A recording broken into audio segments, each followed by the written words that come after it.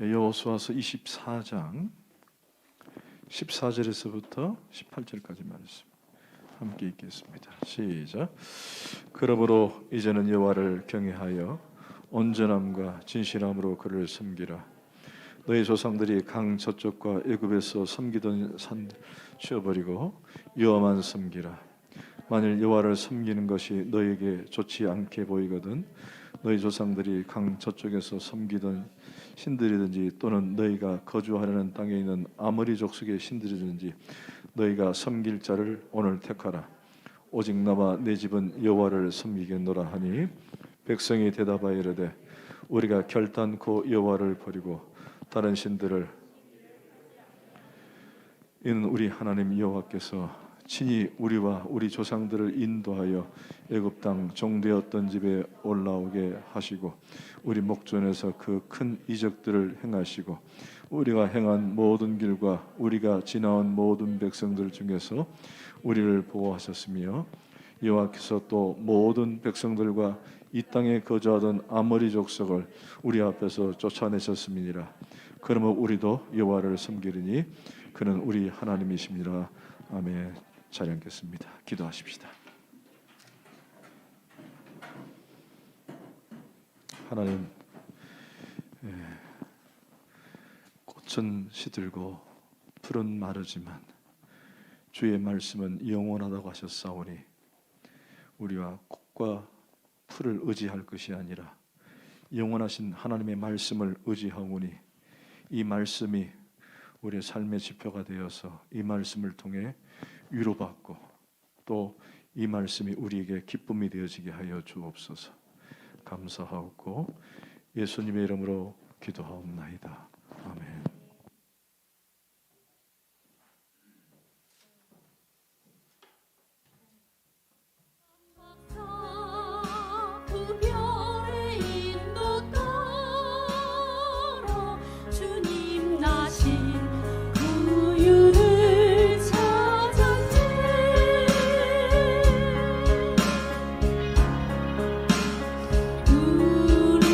우리들도 신앙의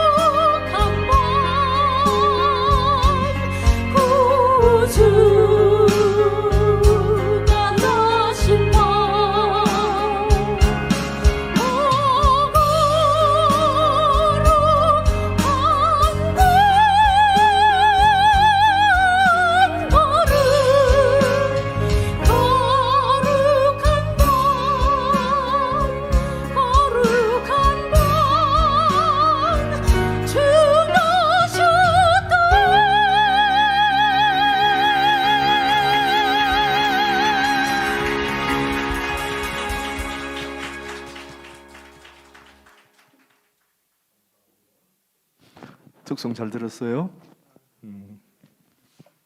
아니 저 오윤주 사모에게 제가 얘기한 건데 우리 주일학교는 이제 주일 예배를 불러서 가시기 바랍니다. 오늘 우리가 읽은 본문의 메시지는 여러분이 너무나도 잘 아는 여호수아의 마지막 유언의 메시지가 됩니다. 사실 여호수아는 여러분이 아시는 것처럼 겁이 참 많고 아주 소심하고 별거 보잘것없는 그런 인생의 삶을 살았던 사람입니다. 여러분 여호수아 1장을 한번 보시면은 여호수아의 성격을 그대로 드러난 내용이 나옵니다.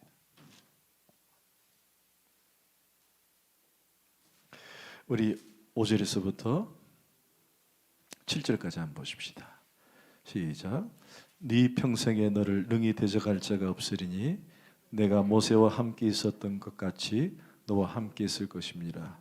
내가 너를 떠나지 아니하려 버리지 아니하리니 강하고 담대하라.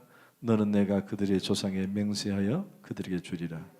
한 땅을 이 백성에게 차지하게 하리니 오직 강하고 극히 담대하여.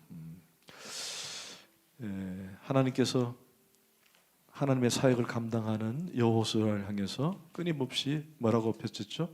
강하고 담대하라. 그냥 막연하게 강하고 담대하라라고 하는 그런 메시지를 준 것이 아니라 여호수아가 그만큼 매우 자신의 사역에 대한 힘겨움, 버거움에 대한 반증으로 우리 하나님께서 강하고 담대하라라고 말씀을 하신 것입니다. 그랬던 여호수아가 모세의 대를 이어서 이스라엘 백성들을 데리고 가나안 땅으로 들어가는데 그의 삶은 한마디로 평탄하거나 쉽게 진행되는 삶이 아니었음을 우리는 익히 알고 있습니다. 앞에는 난공불락의 적들이 펼쳐져 있고 끊임없이 싸워 이겨나가야 하는 그런 위기 가운데 있음에도 불구하고 그는 하나님의 인도와 보호하심으로 끝끝내 가나안 땅을 정복해 나갑니다.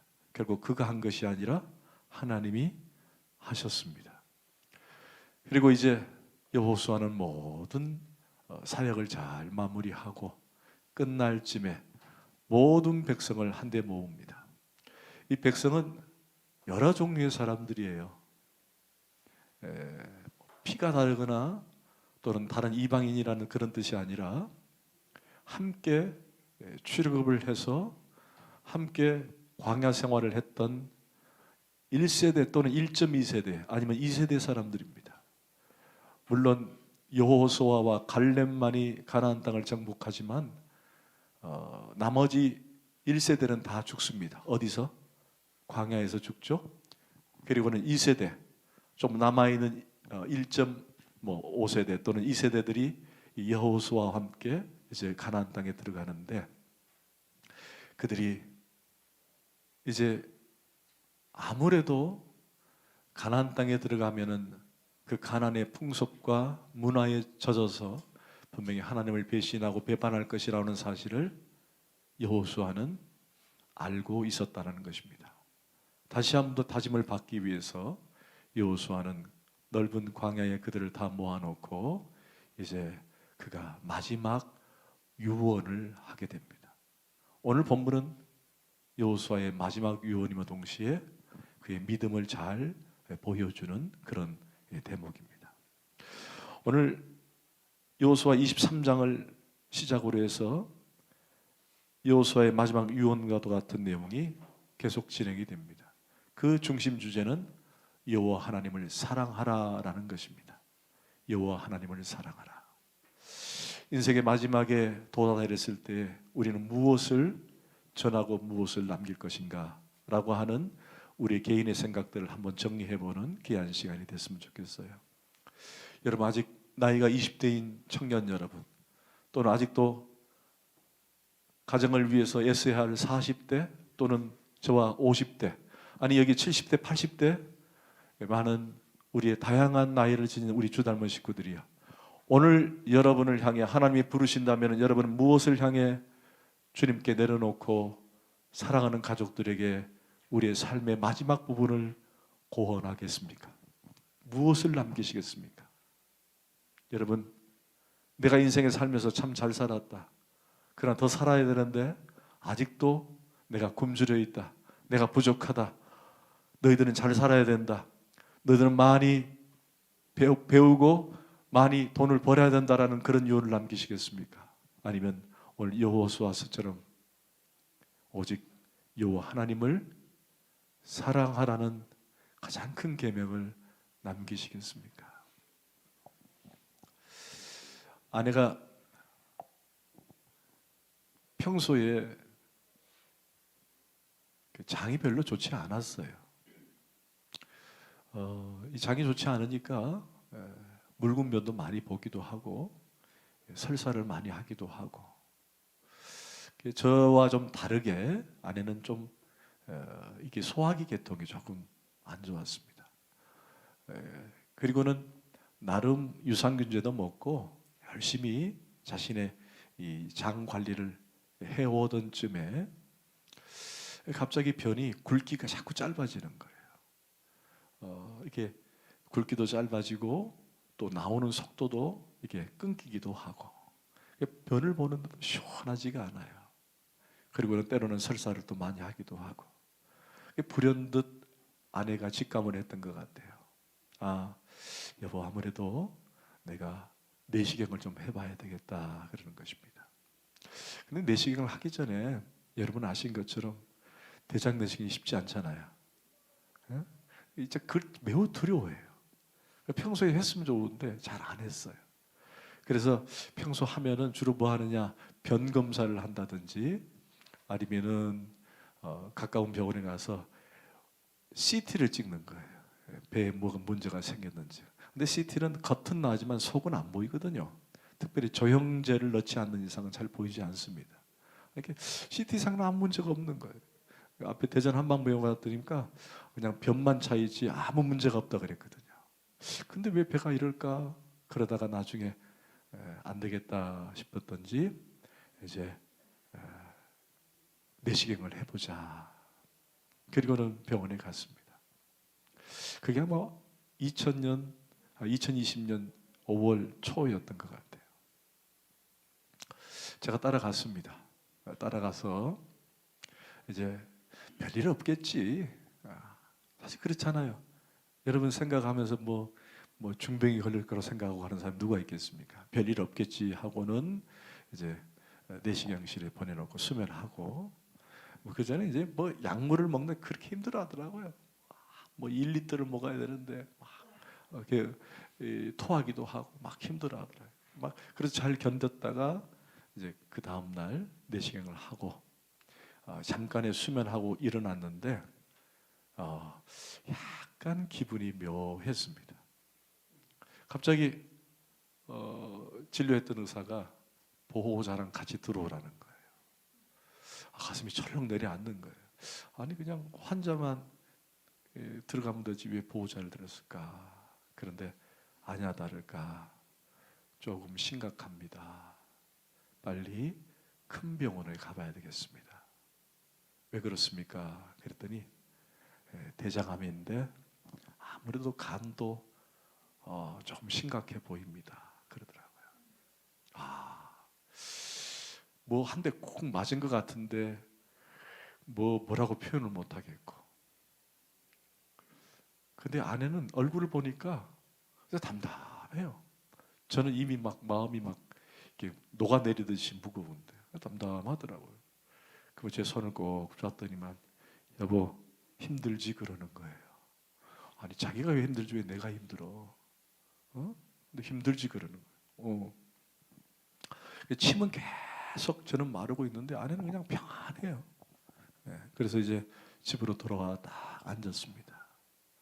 그때서야 이제 눈물에서 눈물이 나는 거예요. 하염없이 눈물을 흘리면서 그때 처음 했던 말이 나는 지금 하나님이 데려가도 뭐 후회도 없고 아무런 미련도 없어요. 그러는 거예요. 그래서 내가 당신 지금 무슨 얘기야? 아직 아무것도 안 했는데 이제 무슨 얘기야? 그러니까 그러나 한 가지 제가 조금 아쉬움이 있다면은 우리 준영이 서진이를 결혼 못 시킨 게 너무 아쉽다는 거예요.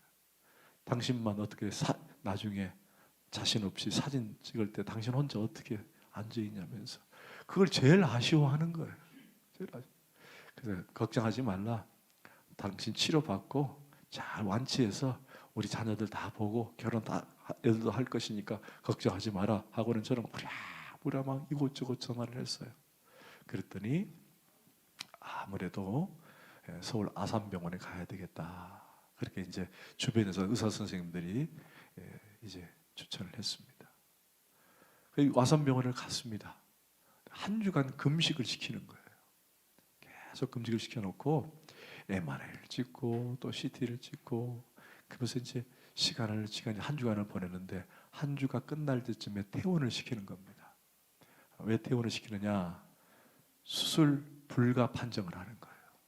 이 환자는 이미 많이 전이가 됐기 때문에 수술이 어렵다. 그러니까 집으로 돌아가서 그냥 때를 기다려라 그러는 거예요. 그래서 제가 그랬습니다. 때를 기다리는 것도 중요하지만 변을 볼 수 없으니 이게 얼마나 힘든지 모르겠습니다. 그러니까 얘기하니까 그만 다시 연락할 테니까 한 주 뒤에 다시 재입원을 해보십시오 그러는 거예요. 그래서 사인을 하고 한 주 뒤에 재입원을 했습니다. 많은 이 만감의 교차가 막 왔다 갔다 하면서 이걸 어떻게 하나. 그리고는 여러분께 기도 부탁하고 여러분들이 매우 놀래기도 하고 어떤 성도님들은 집에 와서 막 사모님 어떻게 하고 울고 그러면서 서서히 이제 여러분도 받아들이기 시작하면서 기도의 중보의 끈을 이제 갖기 시작을 했었던 것 같아요. 그리고는 한 주 뒤에 아산병원을 갔습니다. 아산병원을 갔는데 의사 선생님이 하루는 와서 스탠드를 해야 되겠다. 스탠드. 여러분 뭔지 아시죠? 이게 암 때문에 변이 나오질 못하니까 이렇게 아래로 내시경으로 올려가지고 확장을 시켜야 된다는 거예요. 스탠드를 넣어가지고 그래야 이 변이 내려올 수 있으니까 그렇게 하고 필요하다면 항암을 시작하자 그러는 거예요. 저는 뭐든지 좋다. 아내가 변만 좀 잘 봤으면 좋겠다. 정말. 그러면서 이제 수술 날짜를 정하고 이제 기다렸습니다. 기다리니까 이 의사 저 의사들이 막 부르는 거예요. 불러서 사인을 해라, 뭐 이렇게 뭐 사인을 해라, 뭐 수술하는데 사인을 하라. 그런데 그 중에 한 가지가 마음을 너무 후려쳤어요. 그게 뭐냐? 혹시 당신의 병명이 뭔지 아십니까? 그러는 거예요. 아니 그냥 대장암이고 간에 전이가 된 건 알겠는데 잘 모릅니다. 그랬더니 그분이 그렇게 얘기하는 거예요. 사실 이 환자는 대장암 4기인데 이미 말기입니다. 그러는 거예요. 아니 말기라니 무슨 말입니까? 그랬더니 MRI를 찍어보니까 대장에 이미 암은 진행이 됐고 그 암이 간을 다 덮었다는 거예요. 그것도 하나로 덮은 게 아니라 20개 이상의 조직들이 다발성으로 진행이 됐다. 그러니까 이 간이 이제 그 소위 점을 찍어 놓은 듯한 것들이 큰 거 작은 거 해서 모두 20개가 넘는 거예요. 근데 그걸로 끝난 게 아니라 이미 난소에도 암이 진행됐고 복막에도 이미 진행이 됐다라는 거예요. 그럼 거의 이제 날짜를 잡아놓고 죽을 일만 기다리는 그런 소위 말기가 된 거예요. 저는 그 얘기를 듣고는 막 아니다고 막 부정을 했어요. 이거 아니다. 이 잘못된 거다. 그리고는 수술 날을 정하고는 수술을 들어갔습니다. 그런데 다행히 감사하게도 복막은 제거가 됐고 난소는 하나를 잘라냈어요. 난소가 보통 2개잖아요. 난을 잘라냈어요. 그리고 대장을 15cm 잘라냈습니다. 그리고는 마지막 남은 것 간만 치료하면 된다, 이렇게 결정을 내린 거예요. 이제는 항암을 시작하기로 했습니다. 이게 참 더 어렵더라고요. 수술은 수술대로 회복하기에 너무 힘들어요. 아내가 몸무게가 약 60, 한 4kg 나갔거든요. 그런데 수술 이후에 금식하고 회복하는데 10kg가 빠지는 거예요. 아니다, 12kg 정도 빠졌습니다. 우리 김선장 원장님도 잘 아시지만 수술 후에는 막 몸무게가 쫙 빠지는 거예요. 쫙 빠지는데 감당을 못 하겠더라고요. 그때 여러분들이 아시는 것처럼 처음 수술하고 교회 왔을 때에 거의 반쪽이 돼서 왔었죠. 힘들게 왔었습니다. 근데 이제 조금 휴식을 취하고 이제 첫 항암을 받기 위해서 혈액종양내과 의사의 면담을 하러 딱 들어가는 그 순간 또 한 번의 간을 쓸어내려야 했어요. 다리가 풀렸습니다. 왜냐? 얘기를 다 하고 난 다음에 아내를 밖으로 나가라고 하는 거예요. 그리고는 보호자만 앉히는 거예요. 무슨 얘기입니까? 그랬더니 선생님, 제가 수술한 과정과 여러 가지 이걸 보니까 저 환자는 길면 1년, 짧으면 6개월입니다. 항암을 해도 1년, 항암을 하지 않으면 6개월. 그러니 항암을 받으시고 그리고 생명을 조금 연장하는 쪽으로 진행하겠습니다. 제가 아내를 보내놓고 자리에 앉지 않고 서서 들었는데 다리가 다 풀리면서 그냥 저도 모르게 주저앉았어요. 주저앉았는데 그 얘기를 하는데 얼마나 힘들던지. 그러는 밖에 나가니까 아내가 눈을 감고는 저를 부르는 거예요. 여보, 의사 선생님이 뭐라고 해요? 아마 직감을 했던 것 같아. 그것도 제가 당신 1년 6개월이라고 말은 못 하잖아요. 그래서 당신 항암하면은 많이 좋아진대. 그런데 어떻게 항암이 쉽지가 않다는데 한번 같이 해보자. 그 얘기했어. 그랬더니 아내가 안심을 하고는 제 손을 잡고 나왔습니다. 그리고는 의사는 1년이었지만 하나님은 2년을 살게 하셨습니다. 여러분, 1년과 2년은 큰 차이예요. 혹시 여러분들 가운데 왜 하나님은 이렇게 일찍 데려가셨을까? 왜 하나님은 우리 오현주 사모를 이렇게 힘들게 하셨을까라고 의문 섞인 여러분 생각을 가질 수도 있지만은 지금 돌아보면 이 모든 것도 하나님의 기적이라고 믿습니다. 여러분, 2년 동안 여러분이 잘 아는 것처럼 아내는 암 환자의 삶을 살지 않았어요. 그렇잖아요? 암 환자들은 살이 쫙 빠지고 매우 신경이 아주 예민해 있고 얼마나 그렇습니까? 그런데 아내는 2년 동안에 살면서 한 번도 자신이 내가 암 환자이기 때문에 라고 하는 그런 굴레에 쓰여서 살지 않았습니다. 늘 믿음을 가지고 믿음을 지키고 믿음을 독려하며 격려하며 살았습니다. 이제 항암을 시작을 했어요. 항암을 시작했는데 여러분, 항암이 얼마나 독합니까? 그 항암을 아산병원에서 23번 하고 그 지선병원에서 9차례를 했습니다. 도합 32회를 한 겁니다.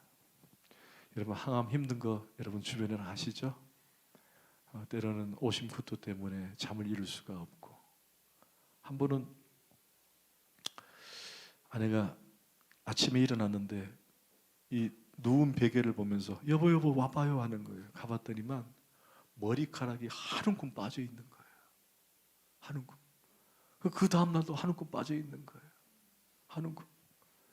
그러자 제가 아내가 확 놀래니까 제가 아니야 여보, 당신 원래 숱이 많으니까 이거 정도는 당신 견딜 거야 그랬는데 이게 며칠이 지나니까 거의 허해지는 거예요. 그러니까 아내가 저에게 그러는 거예요. 여보, 미안한데 나 미장원 가서 머리 다 밀고 올게, 그러는 거예요. 아, 그거 정말 감당하기 어렵더라고요. 아내 머리를 남에게 맡긴다는 거 제가 안 되는 거예요. 여보, 가지 마. 내가 깎아줄게. 그러면 제가 쓰고 있던 면도기에 죄를 묻혀가지고 아내의 머리를 밀기 시작을 했어요. 아, 그 고통 너무 심한 거예요. 아내의 머리를 미는데 제 눈물이 아내 머리 위에 툭툭 떨어지는 걸 제가 발견하고 몰래 눈물을 훔쳤어요. 근데 머리를 다 깎았는데 그때 후회를 했어요. 왜 면도기를 했을까? 바리깡을 사서 조금 머리가 좀 있어 보였어야 되는데 후회를 한 거예요. 근데 어떻게 이미 깎아버린 거예요. 깎고 난 다음에 머리를 만지면서 당신 참 이쁘다, 참 미소녀처럼 참 이쁘더라고요. 근데 제가 감당할 수 없던 시간이 뭐냐, 바로 새벽이었어요. 제가 잠을 설치다가 우연히 아내가 누운 모습을 봤는데 머리를 다 깎고 눈을 감고 자고 있는 그 모습이 너무 애처로운 거예요. 너무 애처로워. 얼마나 힘들까, 얼마나 힘들까. 아내를 보내놓고 아내 핸드폰을 제가 이렇게 뒤적뒤적거렸습니다. 보통 우리가 어떤 문제가 생기거나 어떤 힘듦이 생기면은 자신의 그 심정을 토로하고 이렇게 문자를 기록을 남기지 않습니까? 그래서 어느 메모장을 딱 들어갔더니 한 번도 힘들고 괴롭다, 아프다, 내가 왜 암 환자인가, 그런 한마디가 없어요. 한마디가 없어요. 그런데 지난 2월 달에 너무 통증이 심해가지고 그 지샘병원에 입원했을 때 그 글귀 하나를 시로 썼더라고요. 그 시가 내용이 뭐냐, 통증이 참 아프다. 통증이 참 아프다. 왜 나에게 이런 통증이 올까? 예수님은 얼마나 아팠을까? 딱 한 번 썼더라고요. 근데 여러분 재밌는 게 뭔지 아세요? 뭐 여러 가지 시를 막 써놓더만 나의 사랑 길성시, 이건 한 시도 없어요. 그래서 제가 우리 자녀들에게 그 얘기했어요. 아니 세상에, 내가 자기를 뒷바지를 해도 2년 내내 했는데 남편의 사랑이 고맙다, 길성시 너무 좋다, 뭐 이런 걸 좀 썼어야 되는데 한마디도 안 써놓은 거예요. 그거 서운하더라고요. 서운하더라고요. 통증이 너무 심했던 것 같아요. 그건 썼더라고요. 그런데 여러분, 놀라운 게 그 아픈 통증 가운데서도 아내의 머릿속에는 항상 주 닮은 교회가 있었어요. 야, 여러분 생각해 보세요. 제가 그런 생각을 했거든요. 내가 아내의 입장이라면 나는 어떻게 이 어려운 암을 받아들였을까? 한 번씩 제가 생각해 보거든요. 근데 아내는요, 정말 소위 말하는 철인이었어요. 한 번도 암 때문에 괴로워하지 않았어요. 그걸 내세가지도 않았고, 물론 통증 때문에 아파할 수는 있잖아요. 그건 있었어요. 그러나 이것 때문에 잠을 못 잔다든지, 이것 때문에 못 먹는다든지, 여러분 못 먹는 이유는 다 그렇잖아요. 심리적인 상태가 안 좋으면 못 먹거든요, 사람이. 그렇잖아요. 마음이 좀 불편하면 입에 입맛이 없다 그러잖아요. 근데 얼마나 잘 먹는지. 여러분, 아내가 환자치고는 살이 안 빠졌거든요. 나중에는 61kg까지 다시 올라왔어요. 이렇게 마음이 편안했다는 거예요. 마음 편안했어요. 그리고 놀랍게도 불면증 없었어요. 물론 통증 때문에 일어나서 가끔은 힘들어할 수 있었지만은 잠도 잘 잤어요. 정말 감사했어요. 그런데 그게 그 마음 속에 무엇이 있었느냐? 이 교회를 향한 사랑이 있었어요. 아내가 한 번은, 여보, 우리가 이대로 있으면 안 될 것 같아요. 우리 교회를 이전해야 합니다. 이대로 있다가는 우리 교회가 더 힘들어집니다. 지금 이때 우리는 교회를 이전해야 합니다. 그리고는 우리 집사님들에게 얘기를 했어요. 우리 한번 해보자. 왜 교회를 이대로 있어야 되느냐? 이건 아니다 라고 말하자 우리 집사님들이 움직이기 시작을 했어요. 그때 우리 김도성 집사님을 통해서 이 자리를 발견하게 된 거예요. 그리고는 아내가 소원하고 기도했던 교회 이전 사역이 진행이 된 거예요. 야, 얼마나 귀하지. 그러면서 처음에 암 발생하고 가장 걱정 근심했던 자녀의 결혼 문제가 2년 안에, 여러분 어떤 분이 오해하더라고요. 혹시 속도 위반이냐? 애들이 어쩔 수 없이 결혼한 거 아니냐? 뭐 이런 오해들을 하더라고요. 근데 단언컨대 전혀 우리 아이들은 뭐 전혀 그거 없습니다. 물론 우리가 이제 교육적 측면에서 아이들에게 잘 훈련을 시켰지만 여러분 전혀 그런 거 없었어요. 어떻게 해서 하나님께서 역사하심으로 이 항암 중에 준영이 채림이 만나서 결혼하게 하시고 또 차뉴 서진이 만나서 결혼하게 하시고 여러분이 증인이잖아요. 네. 2년 동안에 어제 어느 집사님이 인천에서 늘 기도하는 집사님이신데 그분이 오셔가지고 저를 막 야단을 치는 거예요. 아이 목사님 어떻게 두 자녀를 여여놓고 결혼시켜놓고 우리에게 청첩장을 안 보냈냐는 거예요. 그래서 제가 깜빡해버렸어요. 어떻게 하셨냐 그러니까 들어오니까 밑에 상주 임준영, 며느리 이채림, 사위 김찬효 쓰이는 거 보고 깜짝 놀란 거예요. 그러면서 왜 자기에게 결혼식을 안 하려냐는 거예요. 그리고 혼을 내더니만 나중에 목사님 너무 잘하셨어요. 너무 잘하셨어요. 이 어려운 시기에 결혼을 할 수 있다는 건 축복입니다. 그럼 복을 위로해 주는 거예요. 그래서 결혼이 얼마나 중요한지를 알게 되었어요. 그뿐만 아니라 여러분 아내는 죽는 날까지 1대1에 대한 교육적 열정이 대단했습니다. 성도가 예수를 바르게 만나고 예수를 바르게 믿고 한 제자가 된다는 것이 얼마나 큰 목적이었는지 몰라요. 그래서 제가 한 번은 아내에게 그랬어요. 여보 제발 좀 쉬어. 당신 생각만 해도 스트레스 받고 오히려 또 이게 암에게 안 좋아. 왜 당신 교회 좀 그만 좀 해. 교회를 갔다 와가지고 막 면역력이 떨어지니까 막 기진맥진해 있음에도 불구하고 여보 누구 1대1을 해야 되는데 누가 누구를 매치를 시켜야 되는데 그러려면 누가 좀 부족한 것 같아. 오직 거기밖에 없는 거예요. 그 생각밖에. 한 성도가 바르게 제자의 삶을 살고 교회가 하나 되어서 하나님의 거룩한 하나님 나라를 확장하는데 매일 거기만 생각하는 거예요. 여러분 아시는 것처럼 아내는 마지막까지 1대1을 했습니다. 우리 사위하고 우리 조카를 했어요. 근데 그 열정이 대단해요. 그 힘든데도 그 아픈데도 한 번은 아내가 스티바가로 가는 약물을 마지막으로 먹었거든요. 여러분 스티바가라는 약물은요 어떤 증세가 있냐면 손발이 벗겨져요. 그리고는 그것이 물집이 잡히고 그리고는 걸을 수 없는 지경까지 갑니다.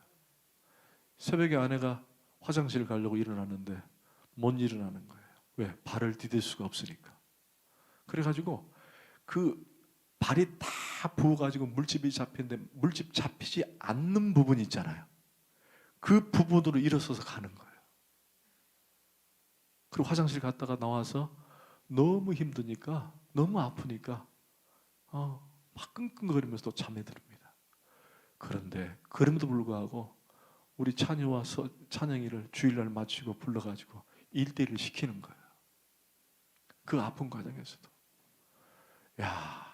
그래서 제가 옆에서 하는 거 보고는 좀 쉬었으면 좋겠는데.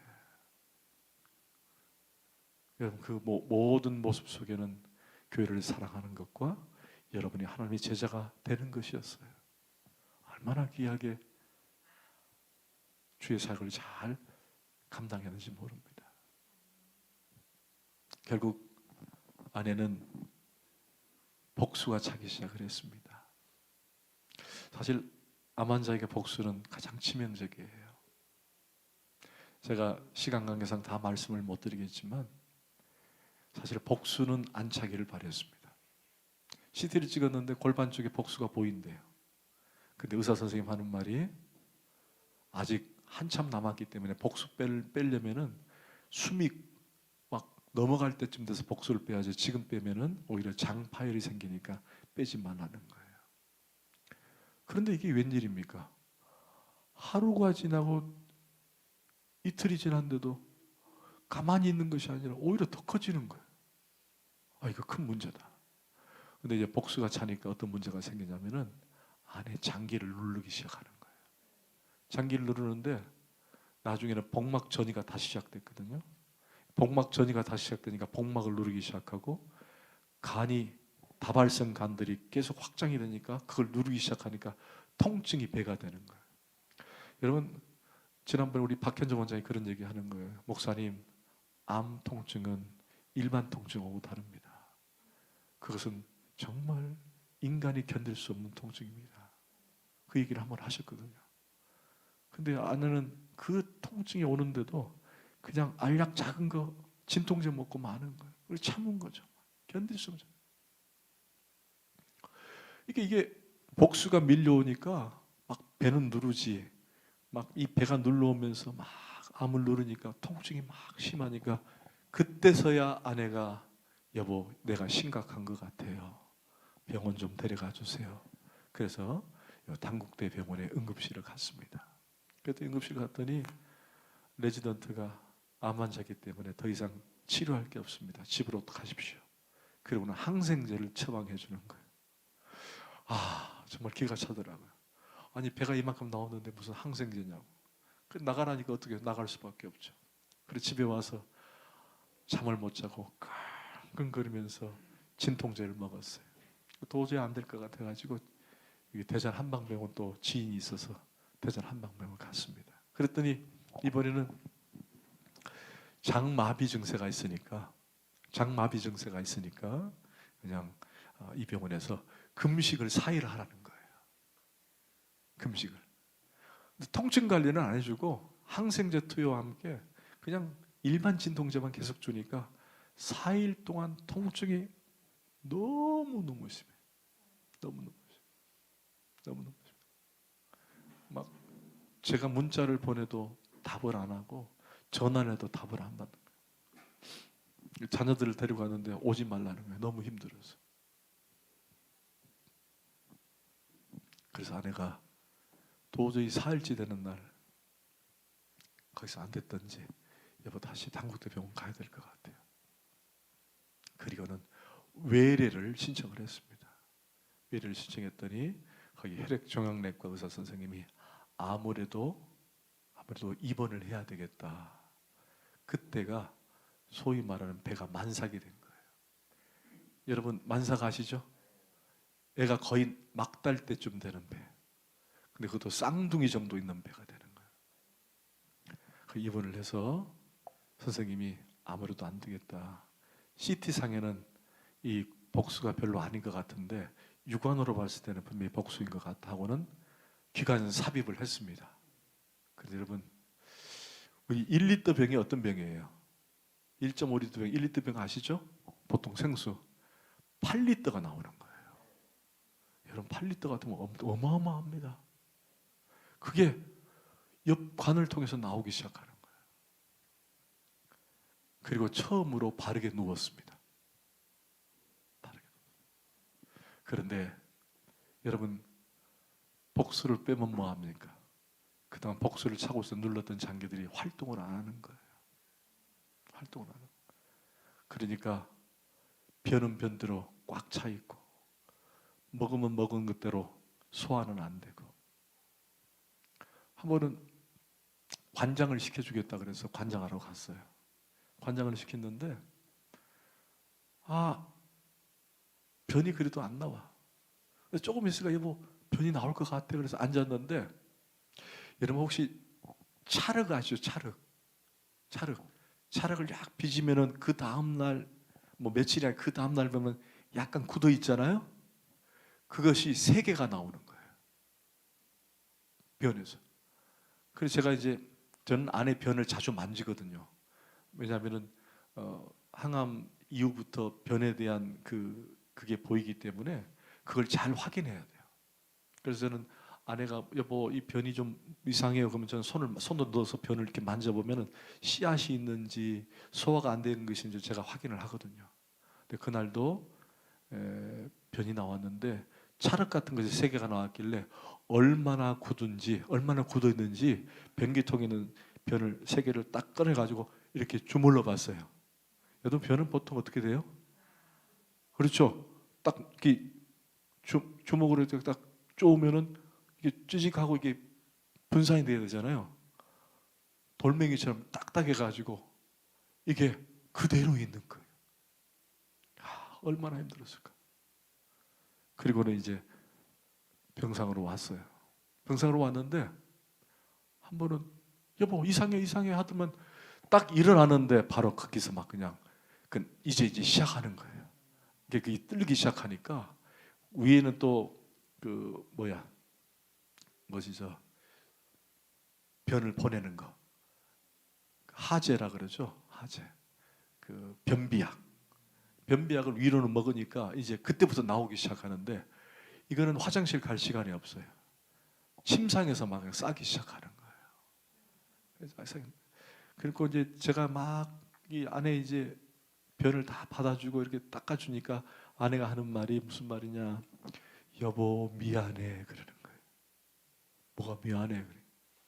아니 내 변을 다 닦아주고 그러니 내가 미안하지 그러는 거예요. 당신이 한테 미안할 게 뭐가 있냐고. 그러고 그냥 막 닦았어요. 그때 또 조금 있으니까 또 나오는 거예요. 그래서 그 자리에서 3번 정도 쌌어요. 근데 저는 뭐 아내의 변 냄새가 뭐 독하고 전혀 그게 너무 아내가 사랑스러운 거예요. 왜 변을 볼 수 있으니까. 근데 하루는 의사 선생님이 통증이 너무 심하니까 아내가 주사를 달라고 하면 언제든지 얘기하십시오. 저는 준비가 됐습니다. 근데 제가 정말 미련했어요. 몰핀을 맞기 시작하니까 이게 습관이 될까 봐 4시간, 7시간을 기다려야 된다고 생각한 거예요. 여보 조금만 기다려. 아프면 바로 놔줘야 되는데 조금만 기다리니까 통증이 시작돼가지고 아플 쯤에 이제 그걸 놓기 시작하는 거예요. 원래는 통증이 올 쯤에 바로 놔줘야 되는데 그게 제가 좀 실수를 한 것 같아요. 아플 때는 바로 통증을 해줘야 돼요. 그리고는 일주일이 지나고 난 다음에 의사 선생님이 아무래도 이 환자는 오래가지 못할 것 같습니다. 퇴원을 하시든지 집에 여기 병원에 그대로 있든지 하셔야 될 것 같다 그러더라고요. 어떻게 해요? 퇴원을 하긴 하고 싶고 또 우리 가족들도 좀 만나고 싶고 거기 있으니까 가족들이 못 들어오니까 그래서 신청한 게 가정형 호스피스를 신청을 했습니다. 그리고 하나님 부르기 바로 그날 아침에 가정형 호스피스 간호사들 도착을 해가지고 몰핀 주사를 이제 이렇게 달아놓고 시간대별로 들어가도록. 병원에서는 간호사들이 주사를 놨지만은 이게 집에 있으면 그럴 수 없으니까 이렇게 진통제가 이렇게 서서히 들어갈 수 있도록 이렇게 조치를 취하고 돌아갔죠. 그리고는 밤 7시 반쯤 됐는데 여보 눈이 안 보여요 그러는 거예요. 알고 봤더니 이 몰핀이 환각 상태에 들어가니까 눈이 안 보이게 하는 거예요. 그러면서 저를 막 더듬어요. 안 보여. 그래서 제가 손을 제 코에 댔어요. 여보 코야 이게 코. 모르겠어. 그때 의식과 무의식이 왔다 갔다 하는 거예요. 왔다 갔다. 그리고는 여보 나 좀 일으켜 주세요. 안더니만 갑자기 지금 빨리 가스불을 꺼야 된다는 거예요. 왜? 지금 두부를 지금 하고 있는데 가스불을 꺼야 된다. 이게 막 이게 이제 환각, 선망이 보이기 시작하는 거예요. 한 번은 갑자기 일어나더니만 빨리 잡채하고 갈비를 해야 된다는 거예요. 왜? 혜진이하고 찬영이가 오는데 빨리 그거 만들어줘야 된다는 거예요. 어? 여보, 이게 무슨 얘기야? 그랬더니 아니 빨리 해야 된대. 빨리 나가서 해야 된대. 그리고 난 다음에 조금 있어서 제가 물었어요. 여보, 왜 아까 그때 갈비 얘기를 했으니까 꿈꿨대. 꿈꿨대. 그리고는 조금씩 호흡이 줄어들기 시작을 하더라고요. 제가 그때 아내에게 질문을 했습니다. 여보, 여러분, 우리가 의식이 있을 때는 괜찮아요. 물어도 다 대답할 수 있어요. 근데 무의식이 없을 때 이 사람이 어떤 상태인지를 확인할 수 있거든요. 의식이 없을 때 아내에게 물었습니다. 여보, 하나님 사랑해요? 그랬더니 아멘 하는 거예요. 아멘. 예수님 사랑해요? 아멘. 근데 그 목소리가 애기 목소리야. 아멘, 아멘. 하나님이 당신 많이 사랑하는 거 알고 있어요? 아멘, 아멘. 그래. 당신이 의식과 무의식이 교차할 때 아멘 했으면 당신은 구원받고 천국 가는 거야. 당신 천국 가는 거야. 제가 아내를 위로했어요. 그러면서 누워있는 아내를 향해 마지막으로 제가 그랬어요. 여보, 미안하다. 나를 만나서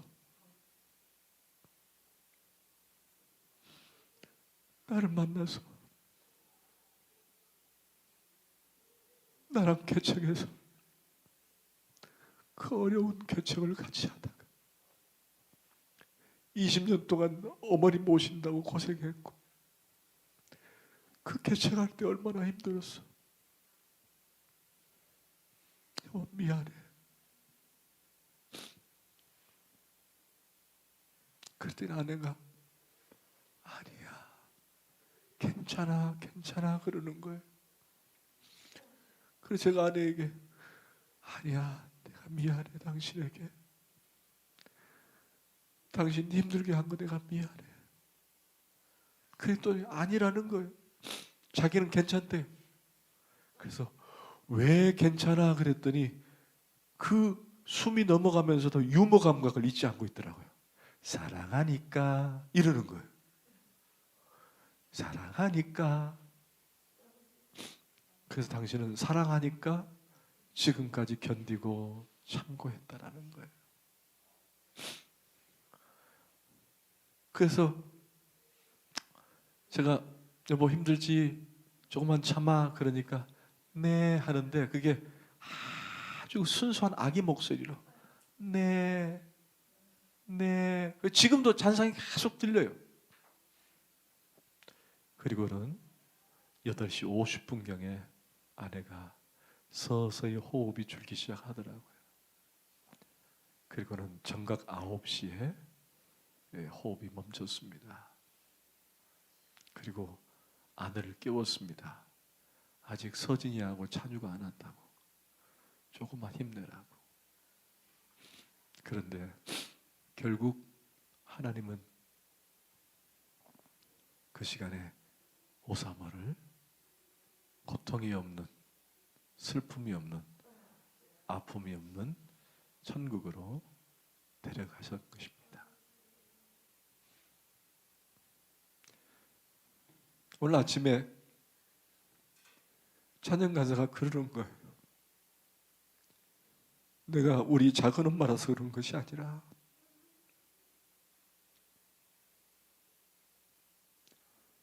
정말 사모님은 작은 예수였다.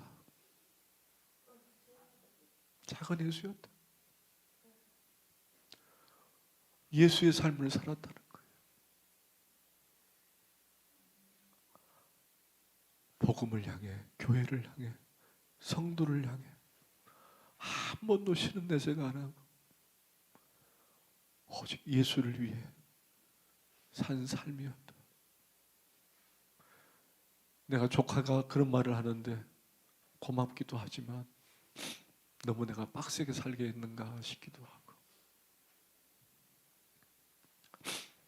여러분, 오늘 여호수아의 고백이, 여호수아의 도전이 동일하게 저와 여러분에게 묻고 있습니다. 여러분, 우리는 오직 하나님만을 사랑하기를 소원하십니까? 아멘. 아내의 유언입니다. 아내는 교회를 사랑했고 또 1대1을 사랑했고 성도를 사랑했고 그 모든 저변에는 오직 하나님을 사랑하기를 원했다라는 사실입니다. 저는 감히 그런 말을 할 수 있습니다. 아내는 하나님의 미랄이 되었습니다. 그리고 땅에 묻혔고 썩어 죽었습니다. 그러나 그 미랄이 죽지 않고 다시 살았습니다. 어떻게? 나무가 된 것입니다. 여러분, 오해는 하지 마십시오. 너무 하나님이 오인주삼을 일찍 데려가지 않았느냐, 너무하시지 않느냐. 여러분, 절대로 그런 오해는 잠깐은 할 수 있지만 길게는 하지 마십시오. 이 모든 것이 다 하나님의 섭리 가운데 있는 것입니다. 그리고 여러분 앞에 혹시 어떤 질병이 오고 어떤 아픔이 오더라도 절대로 걱정하지 마십시오. 저희 딸 서진이가 그런 말을 합니다. 아버지, 예수 믿는 게 이게 얼마나 귀한지를 알 것 같아요. 만약에 예수를 믿지 않는 사람이 이 고통을 당한다면 어디에 기대고, 어디에 기대고, 어디에 아픔을 호소할까요? 예수를 믿으니 예수께 기대고 믿음으로 살 수 있으니 이 모든 것도 승리할 수 있으니 우리 엄마는 정말 복된 삶을 살았다.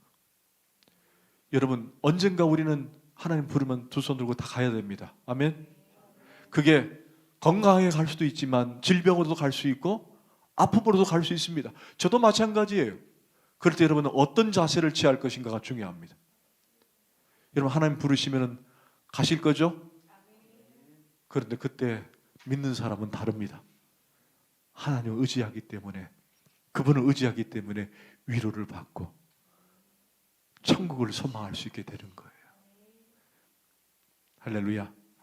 그래서 우리가 모두 하늘의 미랄이 되어 땅에 썰어져 죽으면 많은 열매를 맺는 것처럼 우리의 삶이 예수 그리스도 닮아 또 사모님처럼 그렇게 살아가는 우리 모든 인생들이 되기를 간절히 부탁하고 축원합니다. 아멘.